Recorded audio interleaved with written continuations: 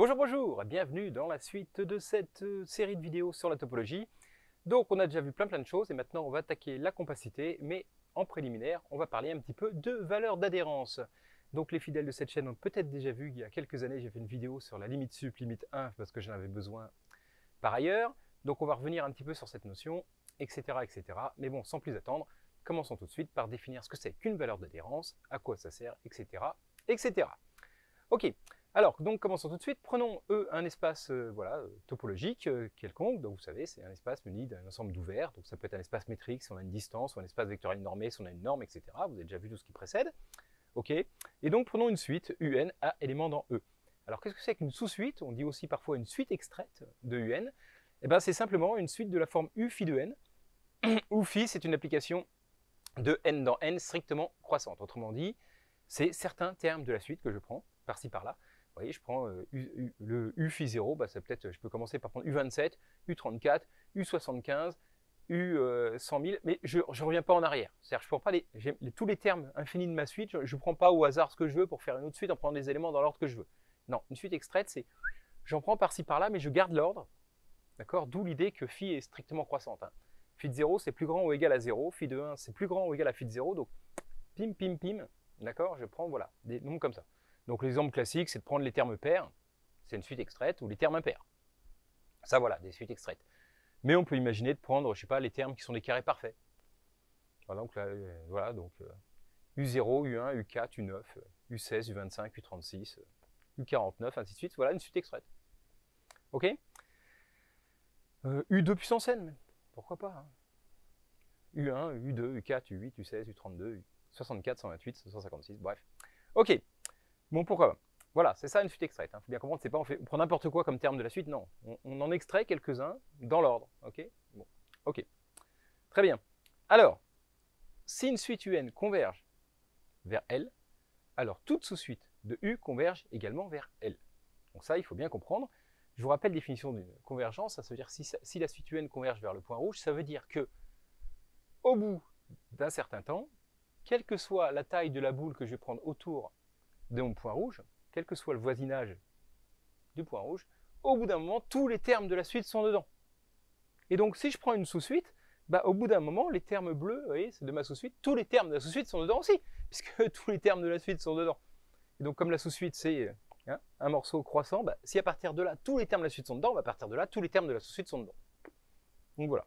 Donc c'est évident, mais il faut quand même le dire. OK? Alors, maintenant, on va essayer de voir que la réciproque n'est pas forcément la vraie. C'est-à-dire que si une suite globalement converge, toutes les suites convergent, mais si les sous-suites convergent, peut-être que la suite ne converge pas forcément. Donc donnez-moi un exemple, mettez sur pause, réfléchissez, tel que les suites des nombres pairs convergent, et la suite des termes impairs converge aussi, mais que la suite UN ne converge pas. Donc, eh ben, évidemment, l'idée, c'est de faire qu'elles ne convergent pas vers la même valeur, ces deux sous-suites-là. Et donc, bah, le plus simple, c'est de les prendre constantes. Hein. Par exemple, voilà, je prends U2n égale 1, U2n plus 1 égale moins 1. Donc, c'est la suite moins 1 puissance n. Bah, voilà, elle prend un coup cette valeur-là, un coup cette valeur-là. Bon, bah, voilà, les termes pairs, c'est constant, ça converge. Les termes impairs aussi, mais la suite ne converge pas. Bon, on va prendre moins 1 puissance n plus 1 sur n, si vous voulez que ça converge, ne soit pas égal. Bon. OK? Donc, voilà. Vous avez compris l'astuce. Hein. Donc, OK.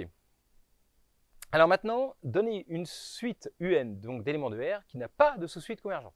Parce qu'on va se dire, est-ce qu'il y a forcément des sous-suites qui convergent pour une suite? Donc essayez de m'en trouver une qui n'a pas. Pareil, vous mettez sur pause tant que vous n'avez pas d'idée.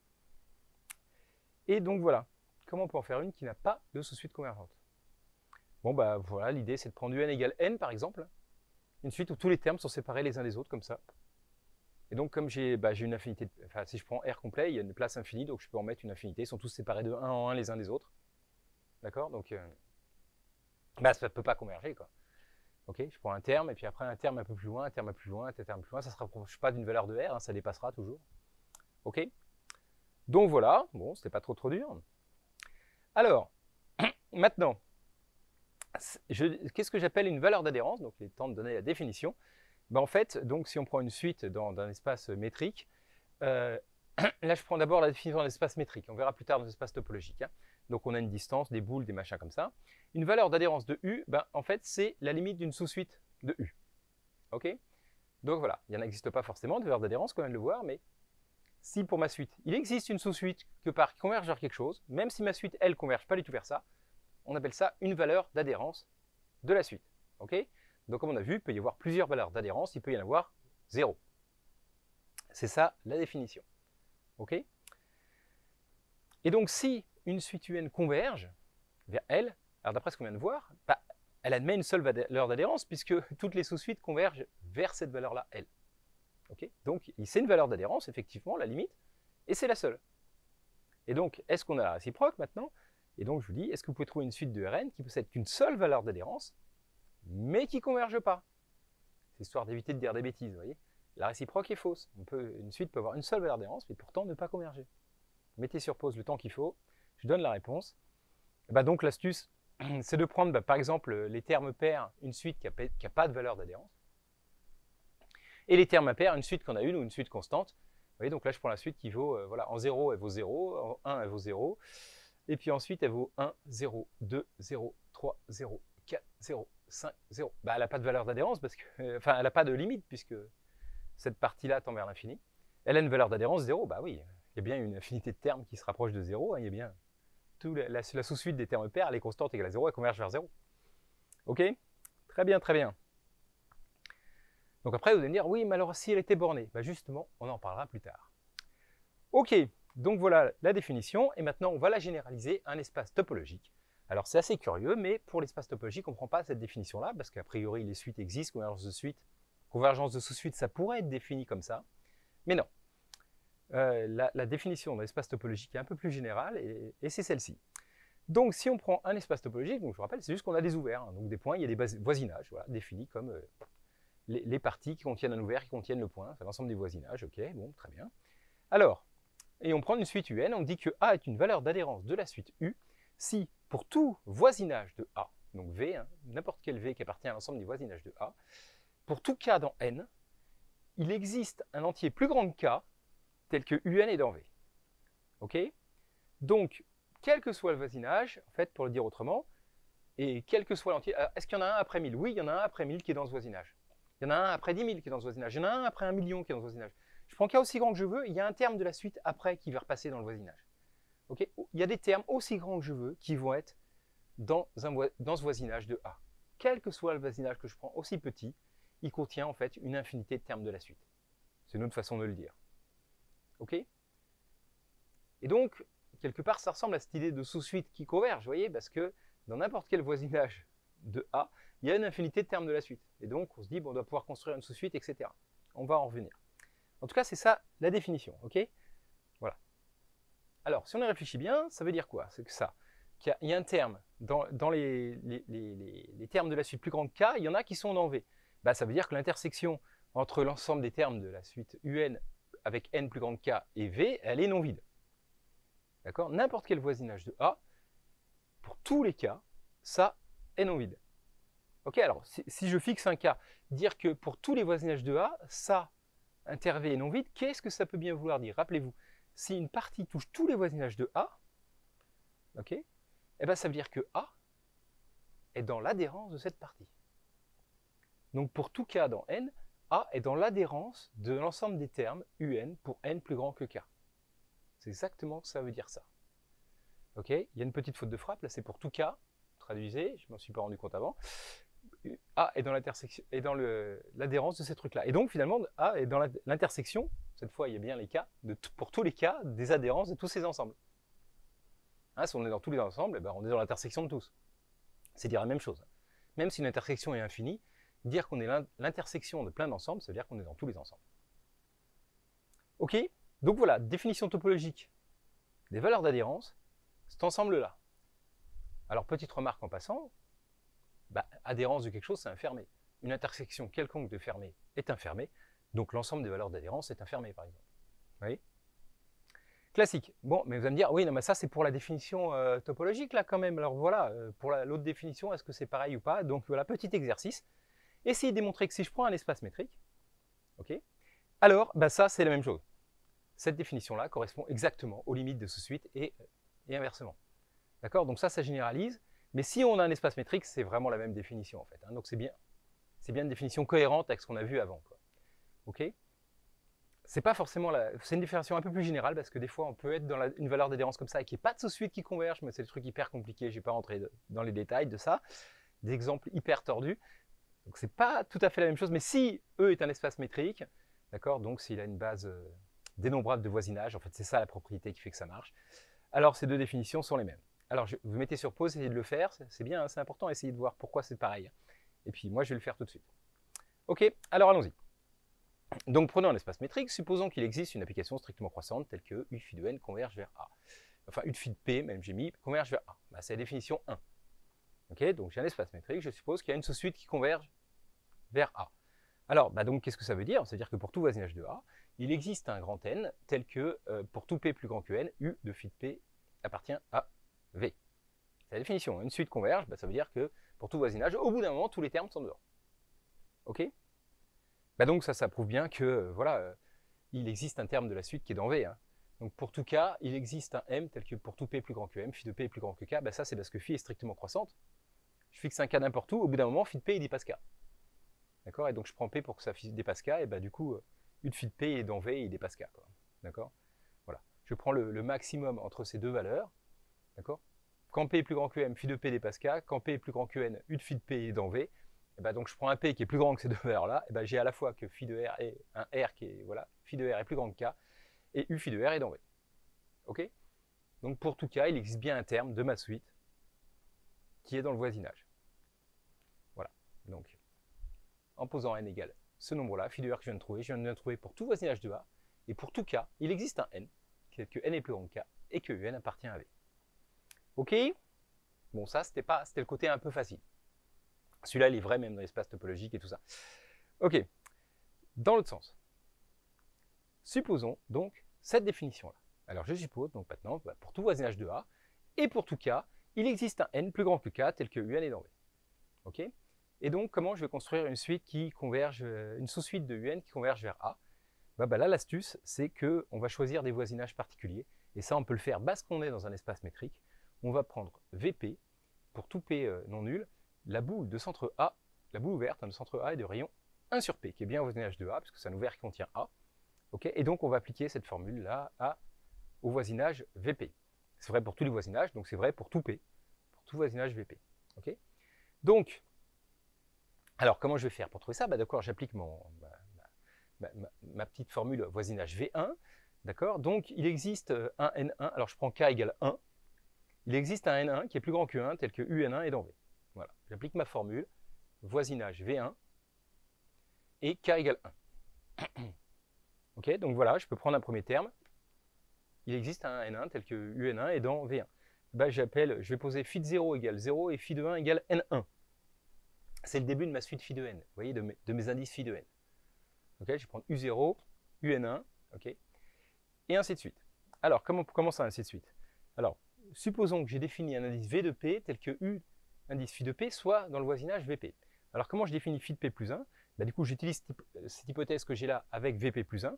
Okay, et donc, voilà, pour tout voisinage, donc pour VP plus 1, et pour tout K, il existe un N. Mais alors, K, qu'est-ce que je choisis? Bah, je choisis phi de P plus 1, pour être sûr de prendre un indice qui est plus grand que phi de P, pour avoir une phi strictement croissante, avoir une suite extraite. Vous voyez, j'ai construit un terme phi de Pi, je prends K égale phi de P plus 1, donc un nombre plus grand que phi de P, et bien, même pour ce cas-là, il existe un entier qui est plus grand que K, tel que UN appartient à V.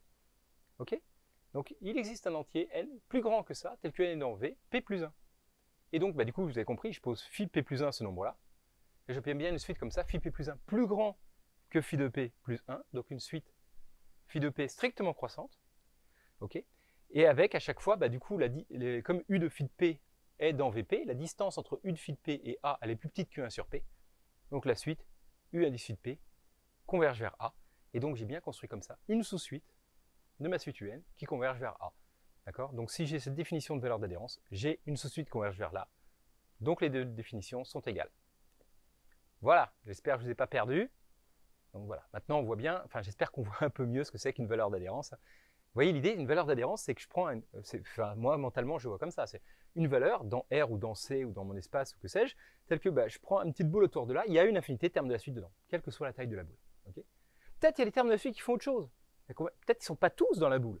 Mais en tout cas, quelle que soit la taille de la boule, il y en a une infinité dedans. Ok, voilà, c'est ça l'idée de la valeur d'adhérence. Hein. Ok, alors maintenant on va se mettre dans les suites bornées parce qu'on va démontrer le théorème le plus important qui va nous servir à plein de choses, notamment montrer l'équivalence des normes, etc., etc. Donc le théorème de Bolzano-Weierstrass. Ok, donc voilà, été démontré par nos deux camarades, Bernard Bolzano et Karl Weierstrass, qui dit que toute suite réelle bornée possède au moins une valeur d'adhérence. D'ailleurs, trouver une suite qui n'avait pas de valeur d'adhérence, elle n'était pas bornée, c'était n. Quoi. Ok, ben voilà, là ils disent, si vous prenez une suite bornée, il y a toujours au moins une valeur d'adhérence. Ok, donc on va essayer de démontrer ce petit truc-là. Alors, allons-y. Donc, prenons UN, une suite réelle bornée. Je vais construire une valeur d'adhérence de façon un petit peu abstraite. Mais si vous avez déjà vu ma vidéo sur la limite sup, vous savez pourquoi je fais ça, mais c'est pas grave. Donc, on considère encore les UK pour K plus grand que N. Vous voyez, donc les termes plus grands que K, plus grand que N, là, j'appelle ça Vn. Enfin, l'ensemble des termes, il n'y a pas de nom, mais le sub de ça, j'appelle Vn. Ok, alors pourquoi ça existe? Parce que ma suite UN, elle est bornée, donc majorée, minorée. Donc si je prends une sous-partie, c'est majorée, minorée. D'accord? Et une partie de R qui est majorée, elle admet une borne sup, tout le temps. Donc, si je prends juste les termes plus grands que N, ça admet une borne sup. Je l'appelle Vn. Ok? Parce que là, ouais, j'ai essayé de faire un petit dessin, vous voyez, c'est la plus grande valeur de tous les termes. Imaginez, ça c'est les termes de ma suite, je les écris verticalement, vous voyez, c'est U0, U2, 1, U2, U2, 3, U4, 5, 6, 7, etc. Clac, clac, clac, clac. Ok, et puis, voilà, c'est le sub de tous les termes à partir d'un certain cran, vous voyez, de ceux qui restent, quoi. Hein, si je me mets là, le sub de tous les termes à partir de là. Bon, ok, bon, pourquoi pas, hein. Voilà, je ne sais pas si le dessin aide beaucoup à comprendre, mais enfin, en tout cas, ce nombre-là, il existe, ok. Et l'astuce, c'est qu'on voit que les ensembles-là, ils sont de plus en plus petits. Hein, quand n augmente, du coup, c'est des ensembles qui sont inclus les uns dans les autres. Les termes à partir de 1000, c'est bien inclus dans les termes à partir de 500. Hein. Ouais, il y en a moins. Et puis les termes à partir de 2000, c'est inclus dedans. Donc les sup, ils ne peuvent que diminuer. Les ensembles sont de plus en plus petits, les bornes sup, elles ne peuvent que diminuer. Ok, hein. Donc ce que je dis là, hein, les ensembles sont inclus les uns dans les autres. Si Q est plus grand que P, les termes plus grands que Q, c'est inclus dans les termes plus grands que P. Donc le sup de cet ensemble-là, il est plus petit que le sup de cet ensemble-là. Donc j'obtiens une suite Vn qui est décroissante. Ça se voyait sur le dessin et c'est assez logique. Hein. Ok. Mais si ma suite UN est bornée, du coup, les suites Vn, les termes UN, ils sont tous plus grands qu'une certaine valeur, donc le sup, il est plus grand que cette valeur. Donc ma suite Vn, elle est minorée. Donc j'ai une suite réelle qui est décroissante et qui est minorée. Ok. Donc elle converge vers L. Alors j'ai prévu de vous expliquer un petit peu ce point, c'est le point clé de la démonstration, c'est ça. Je vous ferai une petite explication juste après pour expliquer pourquoi une suite décroissante minorée converge. Et là, pour le moment, on admet, enfin, c'est un théorème ultra classique, hein, une suite croissante majorée ou une suite décroissante minorée, ça converge. Ok. Donc voilà, et donc vous devinez la suite. Hein. Elle, c'est une valeur d'adhérence de la suite. Alors même, c'est une valeur d'adhérence assez particulière parce que c'est justement ce qu'on appelle la limite sup de UN. Ça existe toujours, hein, si UN est une suite bornée. On appelle la limite supérieure de la suite UN. Ok. Donc voilà, il y a toute une vidéo sur limite supérieure, limite inférieure, parce qu'on peut faire la même construction dans l'autre sens pour la limite inférieure. Hein. Et donc voilà, donc là je ne vais pas refaire tout ça, il y a une vidéo spécialement sur le sujet si ça vous intéresse, mais on va juste démontrer ce qu'on avait fait d'ailleurs dans l'autre vidéo, mais je me répète, mais c'est pas grave, que cette limite sup là, c'est une valeur d'adhérence de la suite UN. Et donc ça prouve que tout de suite, bornée admet une valeur d'adhérence. Alors voilà une. J'aurais pu faire la limite 1, ça aurait été une autre, peut-être égale d'ailleurs, mais bon. Enfin bref, voilà. Alors démontrons ce truc-là. Alors, donc, montrons que L est une valeur d'adhérence de la suite UN. Alors j'ai fait un petit dessin pour essayer de comprendre. Vous voyez, ça, ce qui est en rouge, là, ça va être la limite du rouge, ça va être la limite sup, la limite du bas, ça va être la limite 1. Enfin, mais bon, on va se concentrer un petit peu sur la limite sup, nous. Alors, première remarque, si je prends un epsilon strictement positif, voilà, je prends L la limite de Vn. Hein, sur le dessin, ça correspondrait à la limite du rouge. Là, okay, je sais que ça existe, hein, je ne sais pas où c'est, mais la suite Vn converge. Donc voilà. Ok, et donc la suite Vn, elle est décroissante, donc elle est au-dessus de sa limite. Elle est supérieure ou égale à sa limite tout le temps. Donc elle est strictement plus grande que L moins epsilon. Pour tout n, la suite Vn est strictement plus grande que L moins epsilon. Ok, ça c'est vrai pour n'importe quel epsilon strictement positif, c'est juste parce que la suite est décroissante. Ok. Donc maintenant, je reprends la définition. Vn, c'est le sup des UK pour K plus grand que n. Et L moins epsilon, il est strictement plus petit que le sup. Alors rappelez-vous, le sup d'une partie, c'est le plus petit des majorants de cette partie. Donc L moins epsilon étant strictement plus petit que Vn, ce n'est pas un majorant de cette partie. Donc cette partie, l'ensemble des termes UK pour K plus grand que N, L moins epsilon n'est pas un majorant de ça. Ça veut dire qu'il existe un terme là-dedans qui est plus grand que L moins epsilon. Il existe donc un K avec K plus grand que N, et tel que UK est plus grand que L moins epsilon. Ok? Vous voyez venir la preuve, j'espère que vous imaginez, je veux trouver qu'il existe des termes de la suite aussi proches que je veux entre L moins epsilon et L plus epsilon. Donc là, ça commence. Voilà. Pour tout N, il existe un K plus grand que N, tel que UK est plus grand que L moins epsilon. Ok? Donc je l'ai mis en jaune, je le garde sur le côté, je vais regrouper deux trucs. Maintenant, on recommence au début. Par ailleurs, qu'est-ce qu'on sait d'autre? Donc, on sait que la suite Vn converge vers L. Donc ça veut dire que quel que soit le voisinage de L, au bout d'un moment, les termes de la suite Vn sont dedans. Donc si je prends l'intervalle L moins epsilon et L plus epsilon ouvert, au bout d'un moment, tous les termes de la suite Vn sont dedans.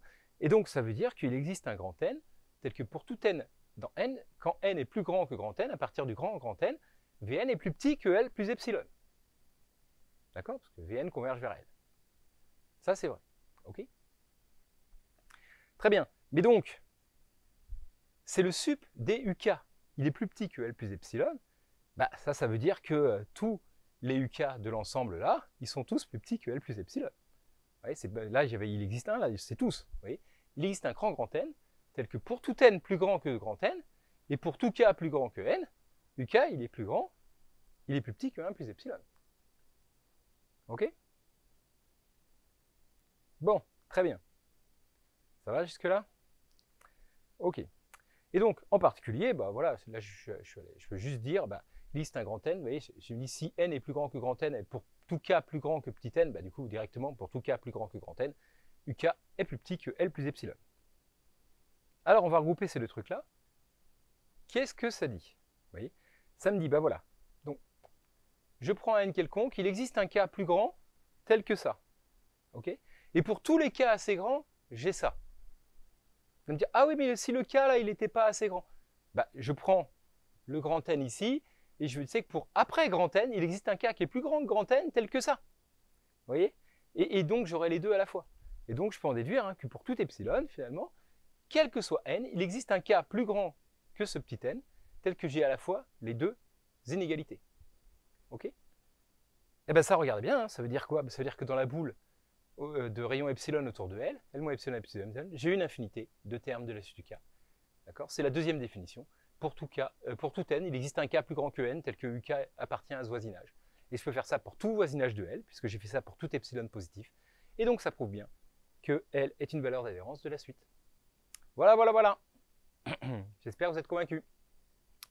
Alors, je vais vous donner une autre idée de preuve, parce que, en fait, celle-là, bon, techniquement, elle est impeccable, mais pour voir l'idée, en fait, c'est l'histoire de la suite réelle qui amène une valeur d'adhérence. Moi, je visualise ça comme l'histoire de tiroir. Imaginez, vous avez donc voilà, l'intervalle AB, là, j'ai dessiné, et vous avez une infinité de termes de la suite à mettre dedans. Là. Tac, tac, tac, tac, tac, tac, tac, tac, tac, tac. Bon, ok. Donc, je coupe en deux, par exemple. Hop, je me mets au milieu. Tiens, boum. Bon, il y a une infinité de termes de la suite à ranger dans deux tiroirs. Donc, il y a au moins un des deux tiroirs où une infinité de termes de la suite. Donc là, par exemple, celui-là. Tac, je recoupe en deux. Il y a une infinité de termes de la suite là-dedans, entre là et là. Donc, c'est bien l'infini, parce que la moitié, il reste toujours l'infini, quoi. Bon, bref, donc, il y en a au moins un des deux côtés où il y a une infinité de termes de la suite. Par exemple, celui-là. Je recoupe en deux. Il y a au moins un des deux côtés, peut-être les deux côtés où il y a un terme infini de la suite. Hein, c'est pas un problème, ça. Mais il y a au moins un des deux côtés où il y a une infinité de termes de la suite. OK? Et donc, je recoupe en deux, ainsi de suite. Je recoupe en deux.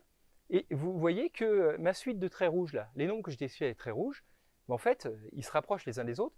Et même pire que ça, c'est-à-dire que l'écart maintenant entre deux termes rouges est toujours plus petit que cette longueur-là, avec tous les termes qui se suivent. Vous voyez? Et puis je continue, le terme d'après, à chaque fois, si je m'arrête au cran n, tous les termes d'après, l'écart il est plus petit que 1 sur 2 puissance n. Vous voyez? Donc ça, c'est une suite de Cauchy, cette suite de trucs rouges. Et donc si on sait que R est complet, bon, c'est ce qu'on verra au chapitre 15, on a le temps, mais alors cette suite de trucs rouges, elle converge vers quelque chose. OK? Et maintenant, on voit bien que, quelle que soit la petite boule que je prends autour de ma limite des traits rouges, ça va contenir un petit intervalle comme ça. OK, peut-être qu'il faut couper plein de fois en deux, peut-être 1000 fois en deux, mais au bout d'un moment, ça va contenir un petit truc. Et justement, ils sont construits mes petits intervalles pour qu'à chaque fois, il y ait un nombre infini de termes de la suite dedans. Donc, dans tout voisinage de la limite des traits rouges, il y a une infinité de termes de la suite, et donc c'est bien une valeur d'adhérence. OK? Voilà. Donc c'est un peu plus dur à écrire, puis je n'ai pas encore démontré complet, donc je n'ai pas fait comme ça, mais visuellement on voit bien. Vous voyez pourquoi il y a une valeur d'adhérence? Parce que on ne peut pas, il y en a une infinité à mettre, on est bien obligé d'en entasser d'un côté, peut-être de plusieurs endroits à la fois, mais il y a oui, qu'il y a un endroit où ça s'entasse. Hein. Oui, parce que voilà. Ok. Quelle que soit la taille, en fait, vous voyez bien, des nombres finis, je coupe en 1 milliard de morceaux équidistants mon intervalle au début, il y a forcément un morceau où il y en a une infinité. Ouais. Même si je coupe en des milliards de milliards de milliards, je coupe un nombre fini de fois, un nombre fini de tiroirs, un nombre infini à mettre dedans, il y a un tiroir au moins qui contient un nombre infini. C'est comme ça qu'on visualise le truc, quoi. Bon, bref, j'espère maintenant que vous êtes convaincus. Et comme promis, je vais vous expliquer cette histoire-là. Le point clé de la preuve, c'était que si une suite est décroissante et minorée, elle converge. Et ça, je pense qu'on peut aussi le visualiser, ça peut être sympa pour vous, pour expliquer à vos étudiants, etc. Enfin bref. Donc, essayons de comprendre ce truc-là. Donc, une suite de réels, c'est quoi? Un réel, vous savez, c'est un nombre entier suivi d'une infinité de décimales. Si jamais cette suite est périodique, alors c'est un rationnel, mais sinon, voilà, c'est un nombre quelconque. Et donc, on a une suite, du coup, la suite des parties réelles, la suite des... Enfin, bon, alors, c'est partie réelle s'il est positif, mais sinon, c'est pas grave. Hein, bref, donc voilà. Alors, qu'est-ce que ça veut dire que ma suite est décroissante? Si on y réfléchit bien, si je regarde juste le premier terme là, d'accord, le nombre qui est là, qu'est-ce que ça dit? Ça dit, si la suite est décroissante, ce nombre-là, il peut que décroître. Parce qu'imaginez, c'est 357,1 et puis après 359. Du coup, ça a augmenté. Même si derrière, ça a diminué. Si le nombre, la partie entière a augmenté, dans les nombres positifs, forcément, le truc augmente. Donc, le nombre qui est au début, avant les virgules, il ne peut que descendre. Si c'est moins 7 et des bananes, après, ça peut passer à moins 8, à moins 9, mais ça ne peut jamais remonter. OK?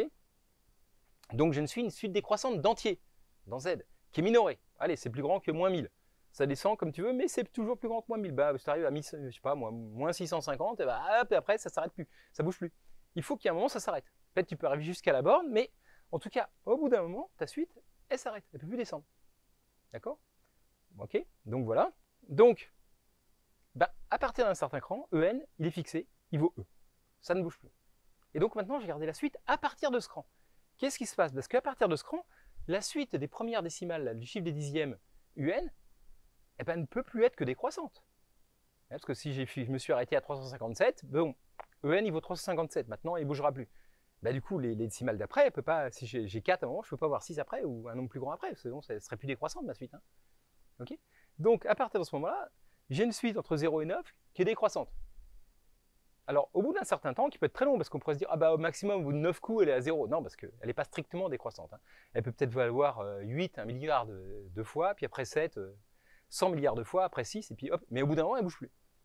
Donc, au bout d'un nombre de termes, peut-être très très très grand, je ne sais pas, mais au bout d'un moment, à partir d'un grand M, la suite UN, elle est fixée. Elle ne bouge plus. D'accord? Une suite entre 0 et 9 qui est décroissante, au bout d'un moment, elle ne peut plus bouger. Au pire, elle atteint 0, elle va se terminer. Sinon, elle arrête avant. Okay, et ainsi de suite. Une fois que j'ai pris ce terme-là, à partir de ce terme-là, où E et U, ils sont fixés, D, c'est une suite décroissante d'entier entre 0 et 9. Donc, au bout d'un moment, elle est fixée. Et ainsi de suite. À partir du rang où D est fixé, du coup, Tn, ça devient une suite décroissante entre 0 et 9. Donc, au moment où elle est fixée, ainsi de suite, ainsi de suite. Et donc, ma suite Vn, vous voyez, je vois qu'elle converge finalement vers E, U, D, T, Q, C, les limites de ces trucs-là. Okay, j'ai l'infinité de termes à faire, mais à chaque fois, il reste une infinité de termes de la suite, donc je peux m'en sortir.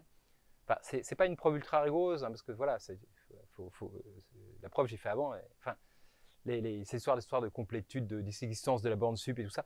Bon, mais en tout cas, je pense que ça permet de bien visualiser le truc. Donc voilà, moi je trouve ça assez satisfaisant et ça permet de bien comprendre, de visualiser pourquoi ça existe, quoi. Okay, et ça me semble largement aussi important d'avoir des images mentales pour s'en rappeler que de connaître la preuve rigoureuse parfaite comme j'ai fait avant, quoi. Ok. Allez, après cette petite minute culturelle, revenons-en à nos moutons. On peut généraliser Bolzano-Weierstrass, parce que bon, dans R, c'est sympa, mais c'est encore mieux si on le sait pour R, pour C et pour toutes les puissances de R et toutes les puissances de C. Donc en gros, vous voyez, presque tous les espaces vectoriels de dimension finie sur R et sur C. En l'occurrence, c'est vrai, on ne l'a pas encore vu, mais tout de suite bornée d'éléments de E possède au moins une valeur d'adhérence. Alors attention, là j'ai pris R puissance P ou C puissance P muni de la norme infinie. Alors la norme infinie, vous savez, c'est le maximum des valeurs absolues des coefficients ou des modules des coefficients si je suis sur C. Hein. Ok, je prends pour cette norme-là. Alors, tout de suite bornée d'éléments de E possède au moins une valeur d'adhérence. Ok. Et donc, c'est encore vrai pour toutes les normes. À chaque fois que j'ai dit oui, un truc en dimension finie, c'est vrai pour une norme, c'est vrai pour toutes les normes. Alors, Bah non, parce que, enfin, là, je vais vraiment le faire que pour cette norme-là. Pourquoi? Parce que je vais utiliser ce théorème-là pour montrer que toutes les normes sont équivalentes. Donc, il faut faire attention, parce que depuis le début, je spoil, oui, on verra que les normes sont équivalentes et tout, oui, mais d'accord, mais je ne peux pas l'utiliser tant que je ne l'ai pas démontré, quoi. Et justement, j'aurais besoin de ça pour cette norme, pour en déduire que toutes les normes sont équivalentes. C'est un ingrédient de la démonstration. C'est aussi pour ça que je le fais. Vous voyez, je prépare ce théorème depuis très très longtemps. Ça va faire au moins 4 fois que je dis spoiler, ça servira plus tard. Donc là, c'est le cas. Donc c'est vraiment pour cette norme-là, d'accord, qu'on va démontrer ça. OK? Très bien. Bah alors allons-y. On va commencer tranquille, on va faire une petite récurrence, mais on va commencer avec k égale r et p égale 2. Donc déjà R2. Pourquoi une suite bornée de R2 admet une valeur d'adhérence? Alors qu'est-ce que c'est une suite de R2? Ben, en fait, hein, c'est une suite, c'est deux suites en fait. Hein. C'est xn, yn, la suite des premiers coefficients, la suite des deuxièmes coefficients. Okay, et donc, pour la norme infinie, hein, on l'a déjà vu, qu'est-ce que ça veut dire? Ben, que la suite est bornée, ben, ça veut dire que les suites xn et yn sont bornées. D'accord? Puisque la norme de xn et yn, c'est le max entre valeur absolue de xn et valeur absolue de yn. Et donc, si le max est plus petit que quelque chose, ben, les deux sont plus petits que ce truc-là. Donc, les deux suites xn et yn sont bornées. Et ce sont des suites dans R, donc qui admettent des valeurs d'adhérence. Okay, donc, bah, par exemple, la suite x, n, elle admet une valeur d'adhérence. Donc, il existe une fonction phi strictement croissante, telle que la suite x phi de n converge. Okay, et là, le piège, en fait, je vous le dis, hein, c'est de dire, bah voilà, et y, il existe une suite psi de n, a priori, telle que y psi de n converge. Mais la question, c'est que ça se trouve, ça pourrait être des termes très différents entre phi de n et psi de n. Et du coup, pourquoi il y aurait une sous-suite où les deux convergent? Parce que moi, j'ai besoin d'une suite où les deux convergent pour que n converge. Vous voyez? Et là, on se dit, bah, on est bloqué, quoi. Bah, ok, ouais, elle admet une valeur d'adhérence, elle aussi, mais le couple. Et donc, la grosse astuce, donc mettez sur pause, réfléchissez 2 secondes, ça vous permettra de bien mémoriser. Comment vous feriez, là? Comment on s'en sort? Ok? Bon, voilà la grosse astuce, maintenant. Mais si vous l'allez chercher, vous allez la mémoriser. Donc, dernière chance de chercher. Et bien, l'astuce de se dire, bah, ok, j'ai pris la suite x phi de n, ok? Et bien maintenant, je vais regarder juste la suite extraite y phi de n. Elle existe. Ah, peut-être qu'elle fait n'importe quoi. Oui, mais sauf que c'est elle est bornée encore. Parce qu'une sous-suite d'une suite bornée, c'est borné. Donc là, j'allais peut-être prendre une autre valeur d'adhérence de y très très différente. Mais maintenant, si je prends cette suite y phi de n là, donc je prends juste les termes correspondant à la suite x phi de n, elle, c'est une sous-suite de yn qui est bornée, donc qui admet une sous-sous-suite convergente. Vous voyez, hein, ça, c'est une suite. C'est ça qui est bien avec les sous-suites, c'est que ça reste des suites. Donc on peut refaire des sous-suites, il y a toujours une infinité de termes en fait. Et donc, cette suite-là possède une sous-sous-suite convergente. Autrement dit, il existe une application psi strictement croissante telle que y de psi de phi de n converge. Ah, il y en a encore moins des termes, mais c'est pas grave, il en reste toujours une infinité. Hein. Donc c'est pratique. Ok? Et là, cette fois, là, le truc magique, c'est que cette suite x de psi de phi de n, c'est une sous-suite de x phi de n. Et donc, comme la suite x phi de n converge, la suite x de psi de phi de n, elle converge aussi. Et donc finalement, la suite u de phi de psi de n, bah, si celle-là converge, la suite u converge. Ok? Et donc u possède bien une valeur d'adhérence. Vous compris l'astuce, quoi? Très malin, hein? Donc on prend une sous-suite de x phi de n qui converge, toute sous-suite de x phi de n, ça convergera à la même valeur. Et donc on prend une sous-suite de y phi de n qui converge vers quelque chose, et donc cette sous-sous-suite, là, pour u, ça converge. Mais une sous-suite, c'est une sous-suite, hein? Donc tout va bien. Et donc U possède une valeur d'adhérence. C'est Sioux, hein? Voilà, il fallait y penser. Donc bravo à vous si vous avez trouvé.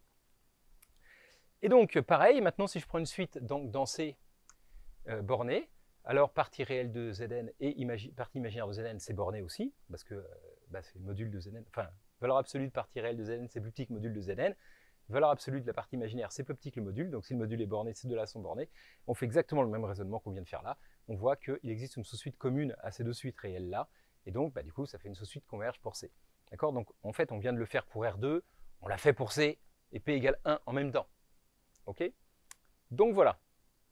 Et donc maintenant, on va faire une petite récurrence sur P, puisqu'on l'a fait pour C, pour R, et donc c'est la même astuce.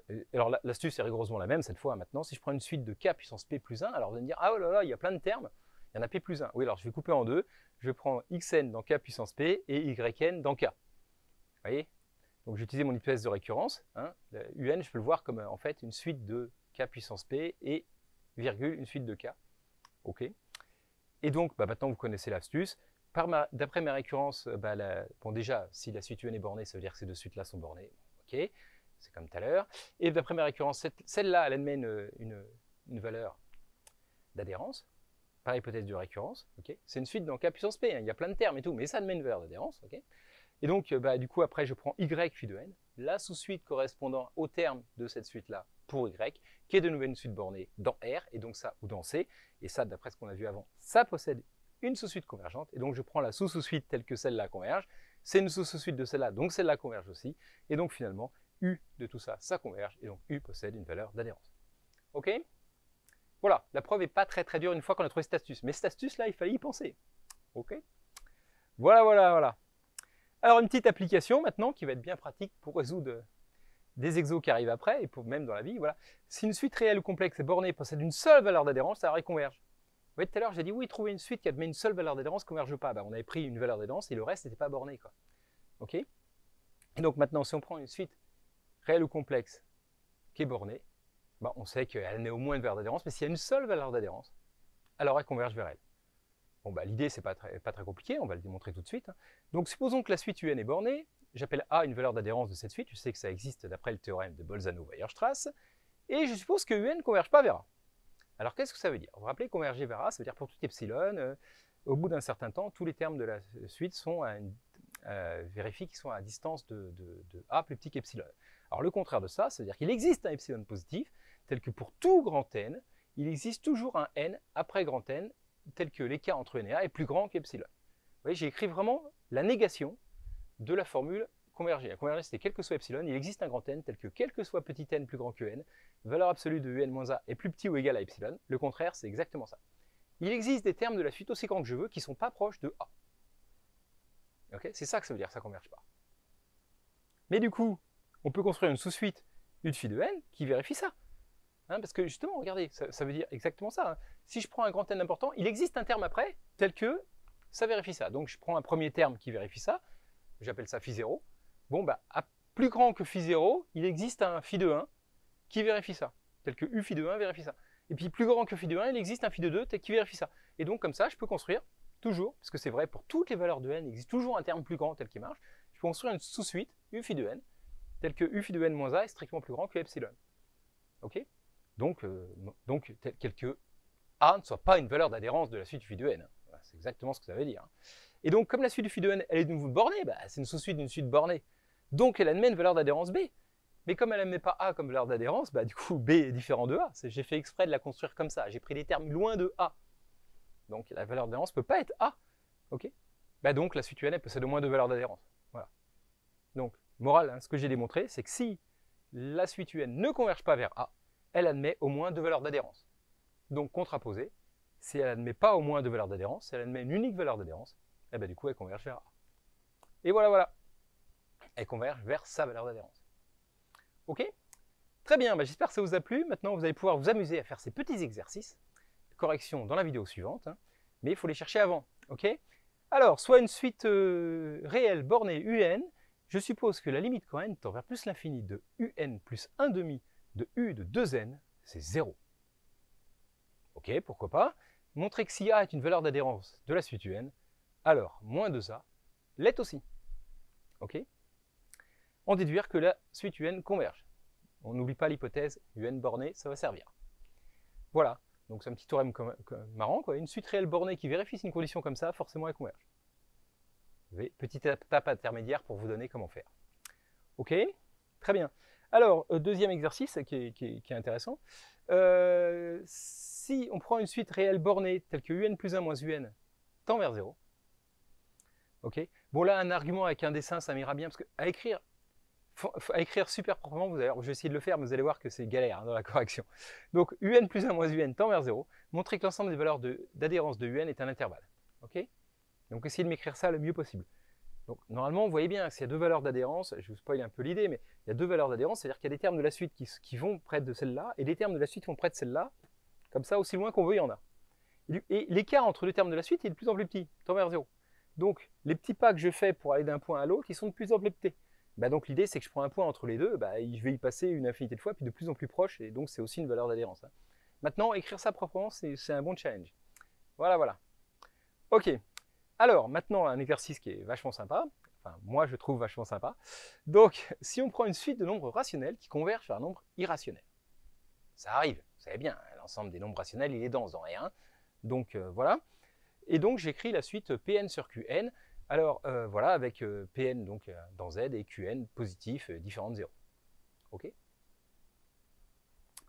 bien, montrer que dans ces cas-là, voilà, j'ai imposé le signe pour Q pour pouvoir qu'on soit embêté, montrer que dans ces cas-là, la limite de Qn, c'est forcément plus infini. C'est joli, hein? D'accord? Donc, cette histoire de valeur d'adhérence, tout ça. Ok, bon, commencer à montrer qu'il y a une sous-suite de Qn qui est bornée, en déduire ça. Enfin bref, si ça ne vérifie pas ça, bon bref, je vous laisse réfléchir. Ok, montrer que la limite de ça, c'est plus l'infini. Donc voilà, c'est une suite, c'est rigolo, une suite de rationnels qui tend vers un irrationnel, et ben la suite des dénominateurs tend vers l'infini. Ok, voilà, en déduire que cette application-là de 0,1 dans R, qui est définie par f de x égale 0 si je ne suis pas dans l'irrationnel, et pour toute rationnelle. Alors là, je veux dire, l'image de P sur Q, c'est 1 sur Q. Mais dire, bah oui, mais P sur Q, c'est pas unique comme écriture. Pour un rationnel, il y a plein de façons d'écrire la fraction. Donc là, je prends la fraction irréductible, d'accord, et avec Q positif. Parce que me dire, ah, moins 3 sur moins 4, c'est bien dans 0,1. Oui, d'accord. Alors, hein, on enlève les signes moins s'il y en a deux, et puis on résout la fraction au maximum. Donc là, du coup, on a une écriture unique de mon nombre rationnel, et l'image de ce nombre-là, c'est 1 sur Q. Ok, j'ai pas pris 0 pour pas avoir d'embrouille, hein, justement, donc la fonction est bien définie. Je vous laisse vérifier ça. Hein. Ok, donc elle vaut 0 sur les irrationnels et sur les fractions, elle vaut 1 sur Q. Eh bien, montrez-moi que cette fraction, elle est continue en tous les points irrationnels de 0,1 et discontinue en tous les points rationnels. Voilà, alors ça c'est pas mal, hein, parce que c'est un bon contre-exemple, vous voyez. C'est pas très dur à démontrer une fois que vous avez fait le petit 1. Mais voilà, c'est parce que souvent, il y a des questions qu'on se pose. Oui, c'est une fonction continue à un point, est-ce qu'elle n'est pas continue sur un petit intervalle autour du point? Voilà, là, ça c'est un super contre-exemple. Il existe des fonctions qui sont continues en les points irrationnels et pas en les points rationnels. Ça alors, vous voyez, donc ça vraiment, elle est à la fois continue partout et discontinue partout. C'est quand même incroyable. Hein. Donc c'est un super bon exemple, ça, vous voyez. Donc voilà, je vous laisse réfléchir à ça. Et vous allez vous amuser. Ok. Donc pour la continuité, vous allez utiliser avec les suites. Hein. Si une suite UN tend vers x, f de UN tend vers f de x. Vous allez montrer que c'est vrai pour l'irrationnel et pas pour les rationnels. Quoi. Voilà. Très bien, écoutez, j'espère que ça vous a plu. Je vous remercie d'avoir suivi cette vidéo et je vous dis à bientôt pour la suite. Hop. Petite scène post-crédit pour les fantastiques tipeurs qui me soutiennent. Voilà, je vous aime, je vous remercie beaucoup. Ça me fait toujours plaisir de voir que cette liste s'allonge voilà, de mois en mois. Donc là, on est en février 2024 et voilà, il y a cette liste-là de gens. Donc je les remercie infiniment. Je vous fais des bisous à tous, j'espère que ça vous a plu, et puis je vous dis à bientôt pour la correction des exercices, et puis après la compacité, et puis etc., etc. Après la complétude et tout, mais on commence à voir le bout de la topologie, ouais, enfin. Allez, ciao, ciao.